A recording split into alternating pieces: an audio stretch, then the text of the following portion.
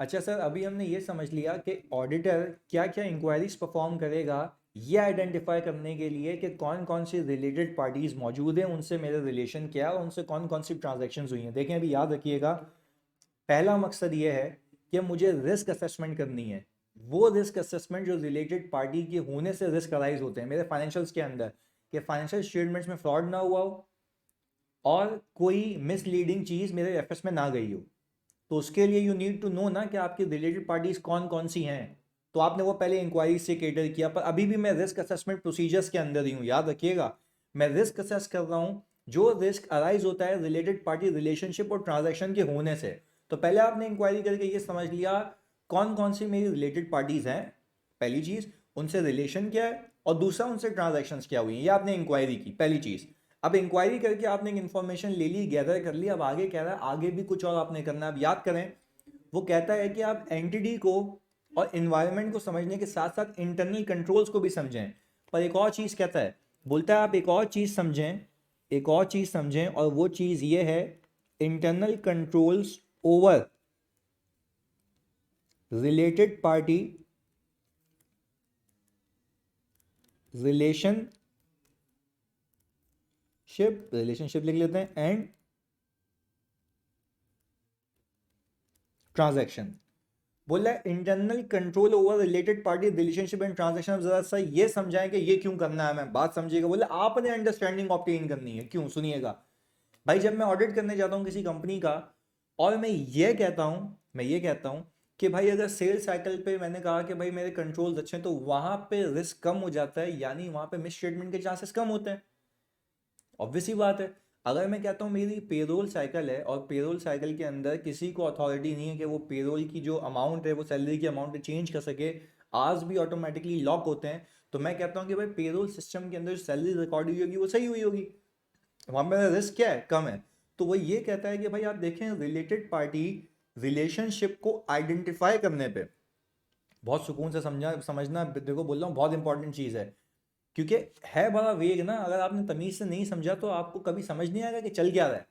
वापस सुने, मैंने क्या कहा, रिलेटेड पार्टी रिलेशनशिप की आइडेंटिफिकेशन के ऊपर क्या कंट्रोल्स हैं कि कोई आरपी मिस ना हो जाए और उनसे जितनी ट्रांजैक्शंस हैं वो रिकॉर्ड हो गई हूं, इस पे क्या कंट्रोल है वो मिस ना हो जाए, पहले वो कंट्रोल्स को समझ लो। अगर इस पे कंट्रोल्स हैं, ऑपरेट हो रहे हैं इफेक्टिवली, दैट मीन्स कि आपका रिस्क क्या है, कम है। आपका रिस्क क्या है, कम है। अब मोटी मोटी बातें सीखते हैं और फिर उसको रीड करते हैं। वो कहता ही है, जब मैं क्लाइंट के पास गया मैंने बोला भाई तुम ये तो बताओ, तुमने रिलेटेड पार्टी रिलेशनशिप और ट्रांजैक्शन तो मुझे इंक्वायरी पे बता दिए, अब तुम बताओ कि तुमने रिलेटेड पार्टी रिलेशनशिप की आइडेंटिफिकेशन पे क्या कंट्रोल लगाए हुए हैं और इस पे क्या कंट्रोल है कि उसकी ट्रांजैक्शंस अप्रोप्रिएटली रिकॉर्ड और डिस्क्लोज हो गई हूं। उसने कहा यार सर, हमने ना एक अप्रोप्रिएट जो पर्सनल है, यानी एक अप्रोप्रिएट बंदा लगाया हुआ है, सही है जी, जो ये काम करता है आरपी की आइडेंटिफिकेशन, उससे जितनी ट्रांजैक्शंस हैं और उन ट्रांजैक्शंस की अप्रूवल पे नज़र रखता है। मैंने कहा भाई ये कौन बंदा है, उसने भाई कंपनी सेक्रेटरी। मैंने कहा कंपनी सेक्रेटरी क्यों, बोलता है भाई उसको, वो तो एक अच्छी पोजीशन में होता है ना, उसको तो सब पता होता है ना लॉ वगैरह का, तो वो एक अच्छा चीता बंदा है। हमने उसकी जिम्मेदारी लगाई हुई है कि भाई तुम डायरेक्टर से बहुत सुकून से समझना इस बात को। हमने कहा हमने अप्रोप्रिएट रिस्पॉन्सिबिलिटी दी हुई एक बंदे को कि वो डायरेक्टर से पूछेगा आपका इंटरेस्ट कहाँ कहाँ पर है। मैंने बोला ये क्यों पूछेगा इंटरेस्ट कहाँ कहाँ पर है। उसने बोला भाई क्योंकि वो मिनट्स ऑफ द मीटिंग बनाता है कंपनी सेक्रेटरी, वो उनसे बात कर रहा होता है तो उनसे पूछेगा। हमारी कंपनी की पॉलिसी, हम क्वार्टरली कंफर्मेशन भी लेते हैं डायरेक्टर से कि भाई डायरेक्टर साहब आप बताएं कि आपका और डायरेक्टरशिप कौन कौन सी कंपनी में, कौन कौन सी कंपनी में स्टेक है। भाई मैंने बोला ये क्यों करते हो, उसने बोला भाई अभी तो आपने सीखा कि एक डायरेक्टर इधर भी डायरेक्टर है, इस कंपनी में भी डायरेक्टर है, तो दोनों कंपनीज आपस में क्या है, रिलेटेड पार्टी हैं। क्योंकि अगर एक डायरेक्टर दो जगह कंपनीज में डायरेक्टर है तो वो आपस में कंपनीज क्या है, related party, due to common directorship. अभी सीखा, कंपनीज एक्ट बताता है। और मैंने कहा भाई एक जगह डायरेक्टर है, दूसरी जगह 25% होल्ड करता है, तब भी आपस में रिलेटेड पार्टी है। तो हम उससे कंफर्म करेंगे ना, तो हमने बोला अप्रोप्रिएट बंदा लगाया हुआ है। बात क्लियर है। फिर बोलता ही है, मैंने कहा इसके अलावा क्या कंट्रोल्स हैं ये बताओ। बोलता ये है कि भाई रिलेटेड पार्टी ट्रांजैक्शंस की आइडेंटिफिकेशन के लिए हमने फ्लैगिंग की हुई है। मैंने कहा ये फ्लैगिंग क्या होती है?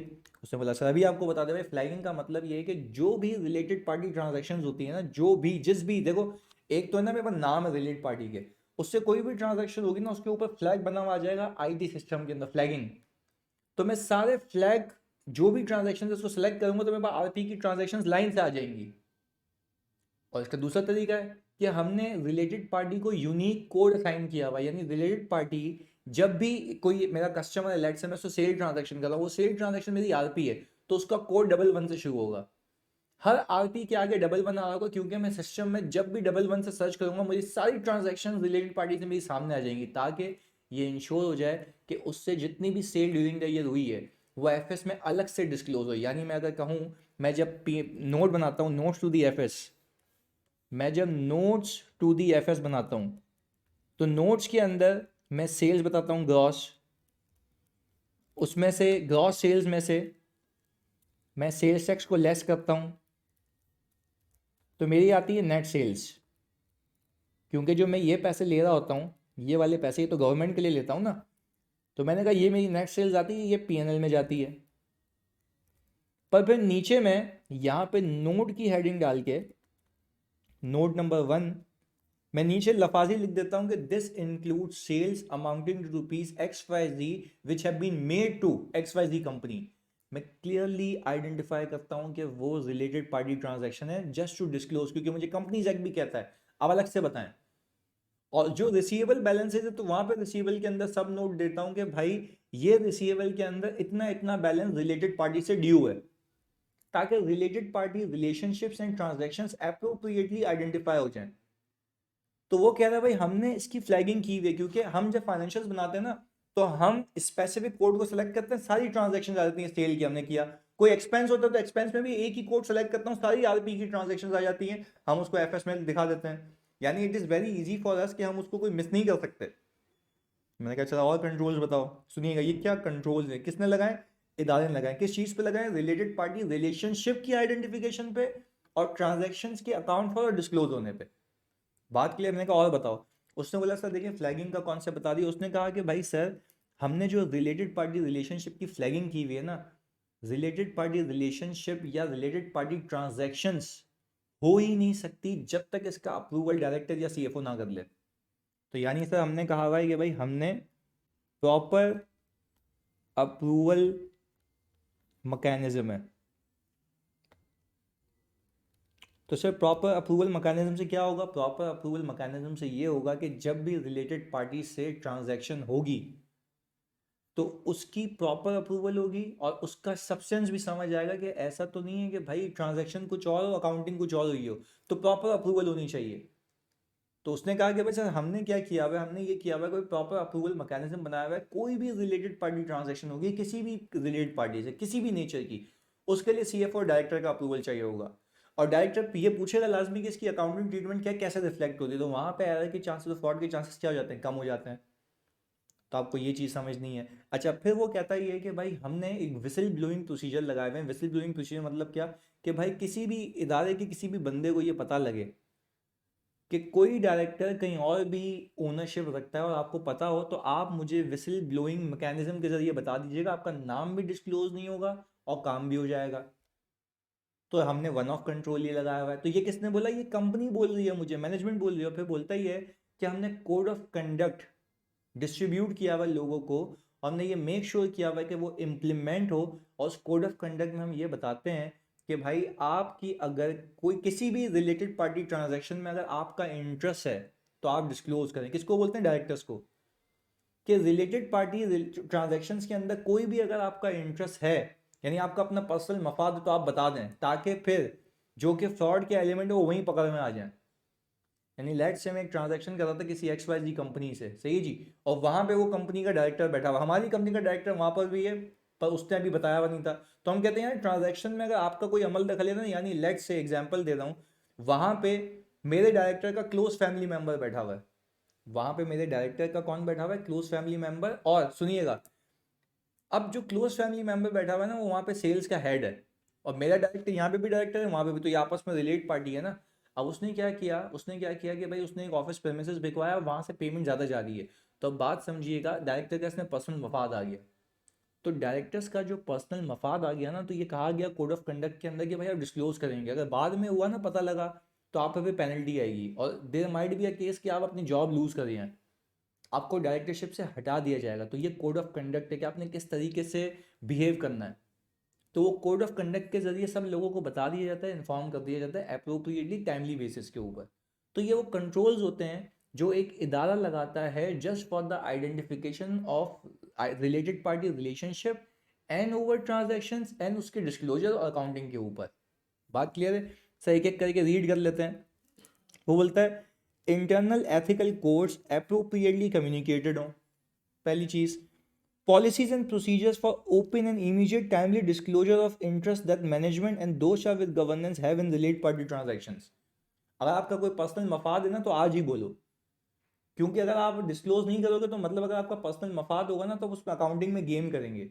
यानी लेट से मैंने आपको ये कहा कि भाई ऑफिस प्रेमिसेस बिक रहा था, या लेट से एग्जांपल दे रहा हूँ, डायरेक्टर जो है, प्लीज सुनिएगा, डायरेक्टर का कोई अपनी पर्सनल प्रॉपर्टी है, डायरेक्टर अपनी पर्सनल प्रॉपर्टी बिकवा रहा है, सही है जी, और दुगने दामों पे बिकवा रहा है, तो टेक्निकली डायरेक्टर लोन ले रहा है ना कंपनी से। डायरेक्टर क्या ले रहा है? लोन ले रहा है। तो भाई डायरेक्टर को जब आप लोन दे रहे हो उसकी अप्रूवल्स कहाँ है? तो वो तो एज ए वैसे दिख रही है, वो तो एज ए वैसे दिख रही है कि एक सेल ट्रांजैक्शन, एक नॉर्मल बिल्डिंग खरीदी गई है, जो भी खरीदी गई है, पर जबकि है तो वो डायरेक्टर की this is a transaction with related party, this should be disclose. पर क्या वो आर्म्स लेंथ के ऊपर थी? क्या उसकी ट्रू पिक्चर प्रूडेंट कॉन्सेप्ट यानी एक प्रूडेंट व्यू दे रहा नहीं दे रहा वो? इन सब्सटेंस उसमें से कुछ लोन का पोर्शन तो नहीं है। तो ये सारी चीजें मेक श्योर करनी होती हैं। इसलिए कहा गया कि भाई policies and procedures for open and timely communication of interest, जो कि मैनेजमेंट के दोस्त शाविद गवर्नेंस का किसी भी ट्रांजैक्शन में वो बता दे। बात क्लियर है? आगे अब लेट से मैनेजमेंट ने एक बिल्डिंग खरीदनी थी, सही है जी। अच्छा, वो मैनेजमेंट को नहीं पता वो बिल्डिंग डायरेक्टर की है, या डायरेक्टर के किसकी है, उसकी इमीडिएट फैमिली मेंबर की। तो जाहिर सी बात है यार, जब डायरेक्टर का इमीडिएट फैमिली मेंबर भी तो रिलेटेड पार्टी है ना। अब डायरेक्टर का अपना पर्सनल मफाद है ना, उसके अंदर इंटरेस्ट है, क्योंकि उसका फैमिली मेंबर जो है इमीडिएट, उसको फायदा ही हो रहा है, क्लोज फैमिली मेंबर को फायदा हो रहा है। तो वो कह रहा है अगर आपका कोई इंटरेस्ट है ना ट्रांजैक्शन के अंदर तो आप डिस्क्लोज करेंगे, आपने छुपाना नहीं है, ताकि उसका ट्रू एंड प्रूडेंट व्यू सामने आए, सब्सटेंस सामने आए कि असल में क्या चल रहा है। आगे, the assignment of responsibilities within the entity for identifying, recording, summarizing and disclosing the related party transaction। यानी हमने एक बंदे की जिम्मेदारी लगाई हुई है जो ये सारे काम करता है, ताकि अकाउंटेबिलिटी इंश्योर हो। अभी मैंने आपको ऊपर एग्जांपल दी थी कंपनी सेक्रेटरी की। आगे, clear guidelines for approval of related party transaction, approval के बारे में बता चुका आपको मैं। Periodic reviews by internal audit function, company का इंटरनल ऑडिट डिपार्टमेंट है जो कि क्वार्टरली रिव्यू करता है, और क्वार्टरली रिव्यू के अंदर related party relationships and transactions को भी कवर करता है। तो एक रिस्क तो वो भी हैच कर लेता है इंटरनली ऑडिट करके। बात क्लियर है? अच्छा, existence of whistle blowing policies, ये भी मैंने आपको बता दिया कि विसल ब्लोइंग पॉलिसीज हैं, किसी को कुछ पता लगे तो आप प्लीज़ इस चैनल के जरिए कम्युनिकेट करें, आपका नाम डिस्क्लोज नहीं होगा। तो सर अब ओवरऑल मसला क्या है? जब आप किसी कंपनी का ऑडिट करने जाते हैं ना, तो understanding entity and it's environment के अंदर आप related party relationships and transactions को भी समझते हैं, ताकि वहाँ से फ्रॉड रिस्क फैक्टर्स पता लगे कि ऐसा तो नहीं है कि भाई कोई ट्रांजैक्शन मिस हो जाए। तो आप उन ट्रांजैक्शन से फोकस करते हैं। क्यों आप फोकस करते हैं? ताकि आपको पता है कि रिलेटेड पार्टी की जितनी भी ट्रांजैक्शंस हैं वो अकाउंट फॉर सही होनी चाहिए और डिस्क्लोज भी सही होनी चाहिए। और वो तब मुमकिन है जब आपको पता हो मेरी रिलेटेड पार्टीज कौन कौन सी हैं, उनसे क्या क्या रिलेशंस हैं। बात क्लियर है? ताकि आपको अप्रोप्रिएट समझ आए कि चल क्या रहा है गेम पे। दूसरी चीज़ बोलता है इंटरनल कंट्रोल्स की अंडरस्टैंडिंग लो, जो लगाए गए रिलेटेड पार्टी रिलेशनशिप की आइडेंटिफिकेशन के ऊपर, ट्रांजैक्शन के ऊपर, डिस्क्लोजर्स के ऊपर, वो मैंने आपको बता दिए। फिर बोलता है तीसरी चीज़, आप अलर्ट रहेंगे, अलर्ट रहेंगे, प्रोफेशनल स्केप्टिकल रहेंगे, प्रोफेशनली स्केप्टिकल रहेंगे, प्रोफेशनल स्केप्टिसिज्म से काम करेंगे। कैसे काम करेंगे? प्रोफेशनल स्केप्टिसिज्म से। You need to maintain alertness. अब मैं आपको यहाँ से कनेक्ट करूंगा, अलर्टनेस आप कहीं और भी मेंटेन करते हैं वाइल असेसिंग गोइंग कंसर्न के रिस्क। वो बोलता है कि भाई जब गोइंग कंसर्न रिस्क असेसमेंट होती है ना, तो गोइंग कंसर्न के फैक्टर्स, रिस्क फैक्टर्स आपको अचानक से पता लगते हैं। You need to be aware. याद आ रहा है? You need to be aware कि भाई कहीं गोइंग कंसर्न का रिस्क फैक्टर तो नहीं, आगे जाके आपको पता लगा डेट कोवेनेंस ब्रीच हो गई। You need to be aware. आपको सेल्स की वेरिफिकेशन पता लगा कस्टमर जा चुका है, मेजर कस्टमर जा चुका है, तो sir you need to be aware, तो मेंटेन अलर्टनेस। तो यहाँ पे भी क्या है? Maintain alertness. पर मेंटेन अलर्टनेस यहाँ पे गोइंग कंसर्न के रिस्क फैक्टर के लिए, रिलेटेड पार्टी के लिए, सर रिलेटेड पार्टी के लिए। यानी ये सारे आप काम क्यों कर रहे हैं? पहले आपने इंक्वायरी की for identification of RP and transaction with those related party, फिर आपने दूसरा काम क्या किया? इंटरनल कंट्रोल्स को समझा। अगर कंट्रोल्स अच्छे होंगे तो आपको पता होगा आपका रिस्क क्या है, कम है। अगर कंट्रोल्स अच्छे नहीं होंगे तो आपको काम करना पड़ेगा ज़्यादा। तो अब मैं आपको ये बता रहा हूँ कि आप और क्या काम करेंगे, अलर्ट किस किस जगह पे रहेंगे, just for the sake of identification of related party relationship and transaction and it's disclosure. सुनते हैं फोकस के साथ। वो कहता ये है कि भाई फर्दर वर्क क्या परफॉर्म करना है। सर फर्दर वर्क मेन चीज़ तो ये है। वो कहता ये है कि भाई आप सिंपल एक काम ये करें। पहली चीज़, आप ना टैक्स रिटर्न्स देख लें। मैंने कहा टैक्स रिटर्न देख लें। भाई टैक्स रिटर्न में वेल्थ स्टेटमेंट फाइल होती है ना कंपनी की, वेल्थ स्टेटमेंट। वेल्थ स्टेटमेंट तो आपको यहाँ से भी पता लग जाएगा, यहाँ से भी पता लग जाएगा कि कंपनी के सरमाया, कंपनी के एसेट्स, कंपनी की इन्वेस्टमेंट्स कहाँ कहाँ हैं। तो अगर कंपनी की कहीं ऐसी इन्वेस्टमेंट होगी तो आपको यहाँ से भी पता लग जाएगा टैक्स रिटर्न से। तो ये भी एक तरीका है, one of to identify undisclosed related party relationship. तो फिर ट्रांजैक्शन तो आप बाद में खोजेंगे ना कि आपको जब पता लग जाएगा। अभी याद रखिएगा, अभी आप काम कर रहे हैं, आप काम कर रहे हैं related party relationship and transactions की आइडेंटिफिकेशन के ऊपर। इस प्रोसीजर्स के आगे क्या होता है? या तो आपको कोई अनयूजुअल ट्रांजैक्शन पता लगती है outside the normal course of business, undisclosed RP पता लग जाती है, पर वो कैसे पता लगती है? इन कामों से जो मैं कर रहा हूँ अभी। बात क्लियर है? लेट्स से आपने कहा कि भाई टैक्स रिटर्न वेल्थ स्टेटमेंट देख लूंगा। अच्छा, आप दूसरी चीज, सर दूसरी चीज इन्वेस्टमेंट रजिस्टर को इंस्पेक्ट करेंगे। सर इन्वेस्टमेंट रजिस्टर को, भाई सीधी सी बात है, आपने जगह जगह इन्वेस्टमेंट की हुई होगी ना, 50 60 100 102 20 200 कंपनीज में। तो मुझे एक बात बताओ, 200 कंपनीज में जो आपने इन्वेस्टमेंट की हुई होगी, आप पता है क्या करेंगे? इन्वेस्टमेंट रजिस्टर को उठाएंगे और इन्वेस्टमेंट रजिस्टर को उठा के, सुनिएगा, इन्वेस्टमेंट रजिस्टर को उठा के आप सिंपली ये काम ये करेंगे, आप उस कंपनी के शेयर कैपिटल को डिनोमिनेटर में रखेंगे, अपने नंबर ऑफ शेयर्स को न्यूमरेटर में रखेंगे, परसेंटेज चेक करेंगे। अगर परसेंटेज 20% से ऊपर आती है या 20% या उससे ज़्यादा, तो दैट मीन्स के सामने वाली कंपनी आपकी क्या है? IS 24 के हिसाब से एसोसिएट है। IS 24 के हिसाब से क्या है जानी? एसोसिएट है। तो तब भी तो रिलेटेड पार्टी बन गई ना, 50% प्लस है तो सब्सिडरी है। तो इन्वेस्टमेंट रजिस्टर से भी आपको कोई अनडिस्क्लोज रिलेटेड पार्टी मिल सकती है, पर वो कह रहा है इस पर अवेयर रहना। इस पर क्या रहना? अवेयर रहना। आप minutes of the meeting of directors को रीड कर सकते हैं, जिससे आपको कुछ इन्फॉर्मेशन मिलती है। वहाँ पर डिस्कशन हुई भी होती है, प्लीज़ सुनिएगा बहुत फोकस के साथ।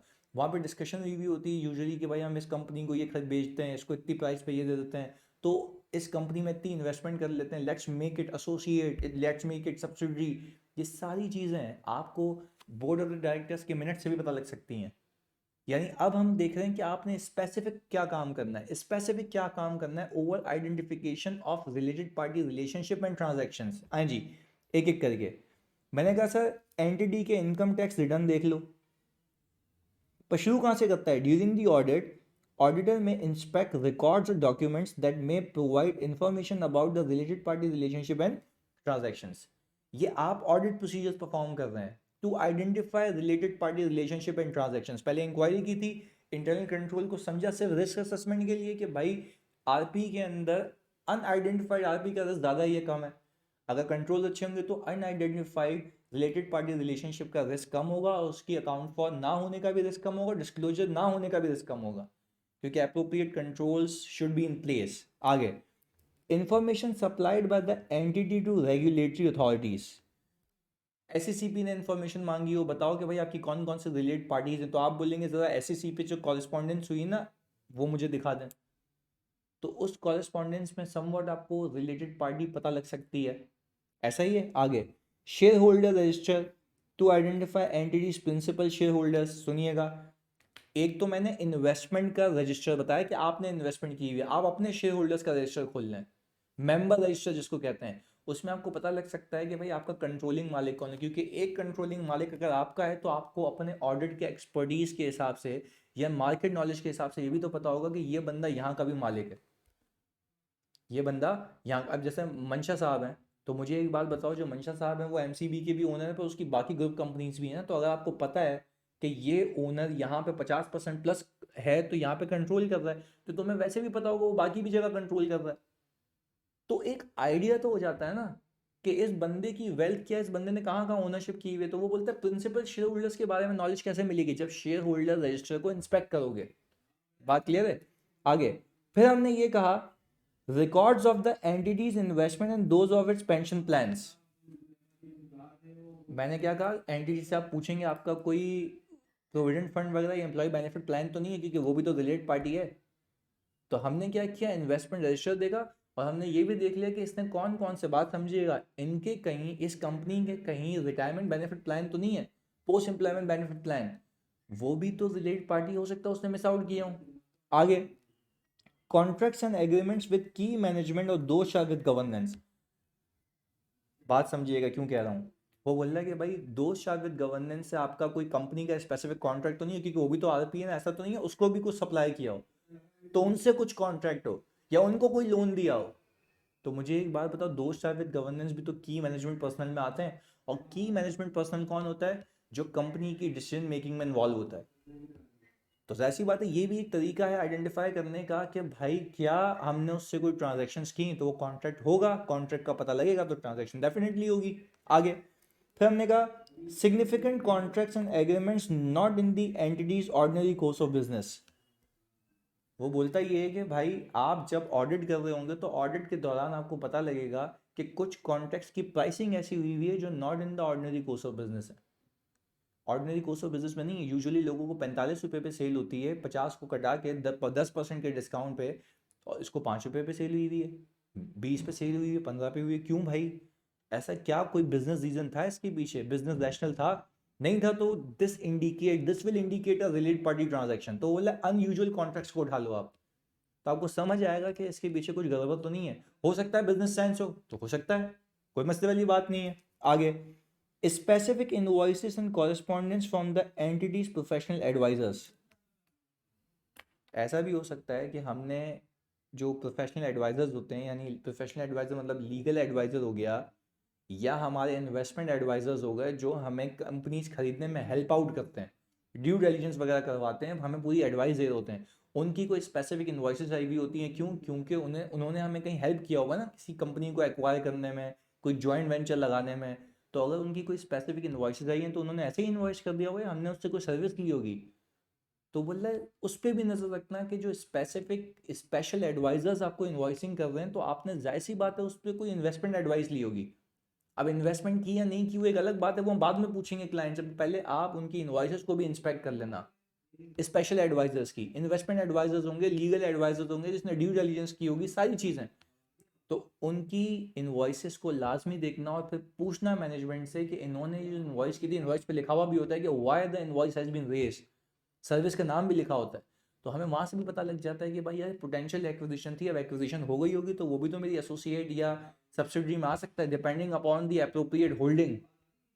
बात क्लियर है। आगे देखिएगा, life insurance policies acquired by the entity. देखो कि किस किस के लिए लाइफ इंश्योरेंस पॉलिसी इदारे ने खरीदी है, क्योंकि देखो अगर मुझे उसने बताया भाई 4 की मैनेजमेंट पर्सनल है मेरे, की मैनेजमेंट पर्सनल, तो मैंने कहा इंश्योरेंस पॉलिसीज देख लेता हूँ ना, लाइफ इंश्योरेंस पॉलिसी किसके थे, क्योंकि सस्ती तो नहीं होती लाइफ इंश्योरेंस पॉलिसी, महंगी होती है। तो मैंने इदारे को कहा भाई मुझे बताओ तुमने लाइफ इंश्योरेंस पॉलिसी किसके लिए खरीदी है, उसमें इस बंदे के लिए। मैंने कहा अब ये तो की मैनेजमेंट पर्सनल में आ ही नहीं रहा। तो उन्होंने कहा नहीं है की मैनेजमेंट पर्सनल। मैंने कहा वाह भाई वाह, आपका की मैनेजमेंट पर्सनल नहीं है तो आपको उसकी लाइफ की भी चिंता है, आपको उसकी लाइफ की भी फिक्र है कि यार कहीं जाना नहीं चाहिए, लाइफ इंश्योर करवाओ उसकी। तो यार अल्लाह को मानो ऐसा नहीं होता। उसने बोला अच्छा फिर देखो प्रूफ कर सकता है ना, वो बोलेगा यार देखें सर वो हमारा बहुत पुराना एम्प्लॉई है, वो डिसीजन मेकिंग इन्वॉल्व नहीं होता, सिर्फ उसको इंसेंटिव दिया था। मैंने कहा चलो फिर समझ आता है, पर देयर इज अ रिस्क, यहाँ से आपने चीज़ें पकड़नी है। और आखिरी चीज़ ये है provision of designated services of financial support. जैसे मैंने आपको एग्जाम्पल दी थी, सुनिएगा मैं एक और एग्जाम्पल देता हूँ।